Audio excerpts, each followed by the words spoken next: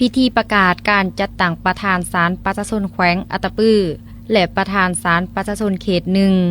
ได้จัดขึ้นในวันที่ 14 ตุลา 2025 ที่ห้องว่าการปกครองแขวง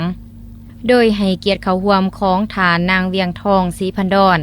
คณะเลขาธิการศูนย์กลางภาคประธานศาลประชาชนสูงสุด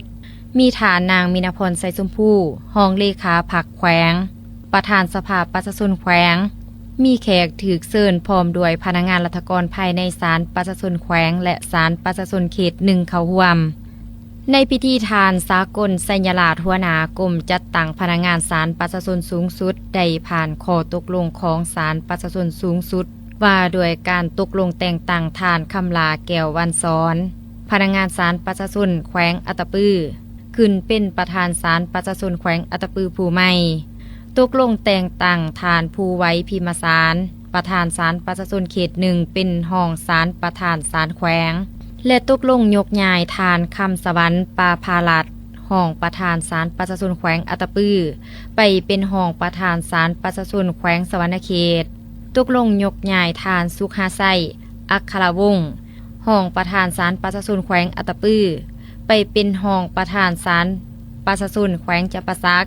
โอกาสดังกล่าวทานนางเวียงทองศรีพันดอนคณะเลขาธิการศูนย์กลางภาคประธานศาลประชาชนสูงสุดได้มีคำเห็นโอล่มและให้ทิศสีนำหลายปัญหาที่สำคัญ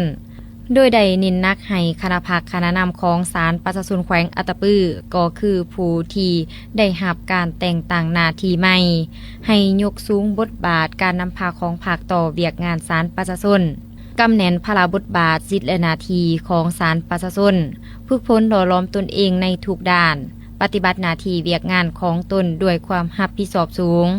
ถือเอาจรรยาบรรณความเป็นธรรมความโปร่งใสสามารถตรวจสอบได้เพื่อให้ประชาชนเชื่อมั่นไว้วางใจและนับถือต่อคำตัดสินของศาลหลีกเลี่ยงปัญหาหางสังคมจมว่าคำตัดสินของศาลบ่เป็นธรรม